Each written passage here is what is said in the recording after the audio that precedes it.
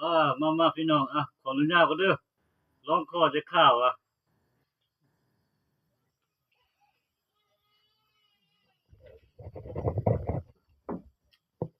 ลองคอแล้วมันสิกินข้าวแซ่บเนาะ โอ้กินข้าวกับมกหนูพี่น้องเอ้ยมาปันเช้านำกันหมูกินซีโง่กินมกหนูนี่มก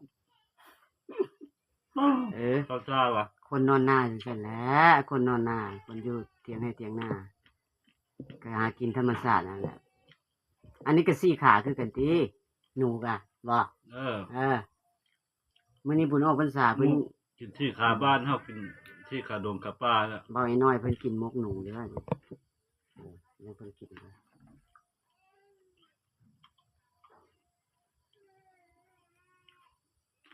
ได้อยู่ไสหนูนี่ ได้อยู่เฮือหน้านี่นะถึงงงโลด ถึงโมงเหรออืมงงโลดไปใช่ได้จักโตมื้อนี้ได้ตัวนึงมื้อก่อนได้ตัวนึงโอ้คือหมานแท้เนาะหมานเนาะหมานขาดแต่คนกินน้ำเนาะมันยังอาจตัวอยู่พี่น้องเอ้ยโอ้โต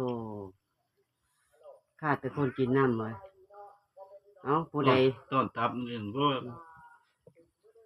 ผู้ใดอยากแซ่บอยากนัวก็มันกินน้ำเบาไอ้น้อยเด้อนี่มกหนู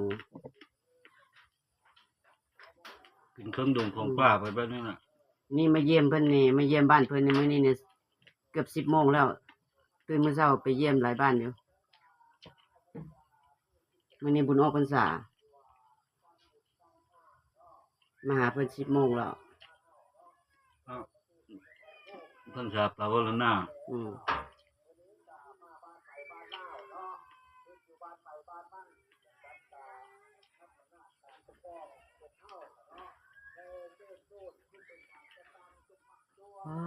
หมกใส่ผักหอมเปรี้อยู่บ่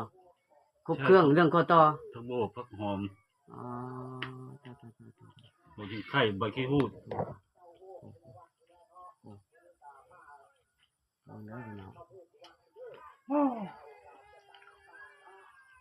เข้าท่าปั่นเรือของกินบ่ธรรมดาตัวอยู่ผู้เดียวสายโสดเนาะขาดแต่ครู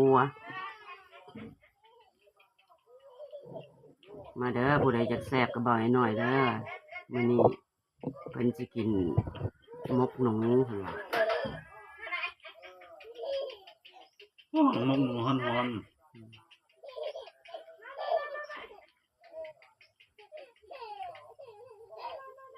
ๆทำยังไงมันจังบ้าล่ะเอาซีนใส่หลายๆมัน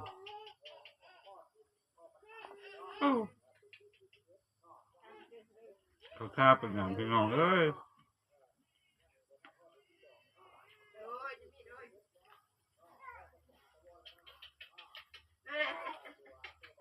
แม่นบ่หายไปลุงไอ้น้องบ่หายบ่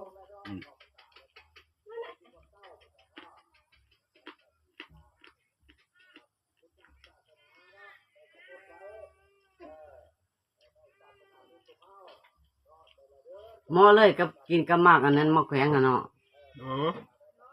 เราจะแนวมันเข้าท่าเลยแซ่บอีหลี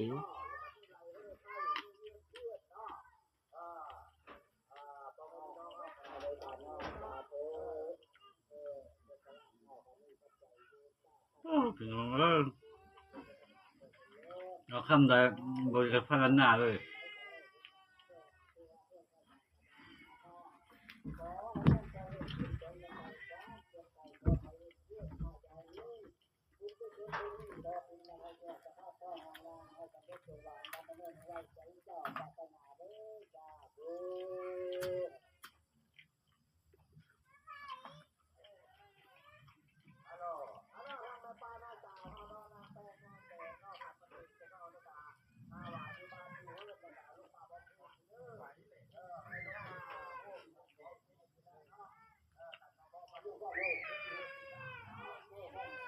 เป็นนูพุกได้นี่เนาะนูพุ ทุกข์แล้วตัวบักใหญ่ โอ้มานอีหลีมานอีหลี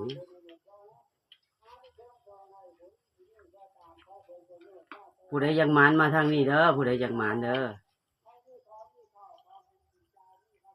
ผู้ใดยังบ่มีครูมีคิงยังหมานมาถึงพี่ทั้งพี่หมานหนูแล้วแม่นบ่ เดี๋ยว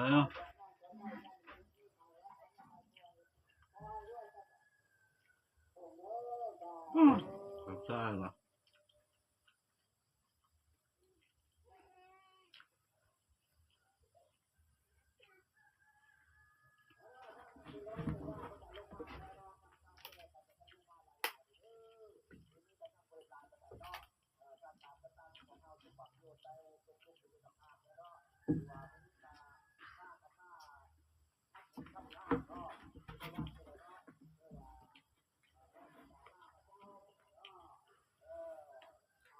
เมื่อวานนี่เขาเห็นคลิปป้าว่ะก็ว่าเบ้าไอ้น้อยคือกินแซ่บกินนัวใช่ป่ะกินแตะมักหุง อันนี้แห้งแนวแซ่บจังโว้ยมันแห้งเขาท่าว่ะว้าว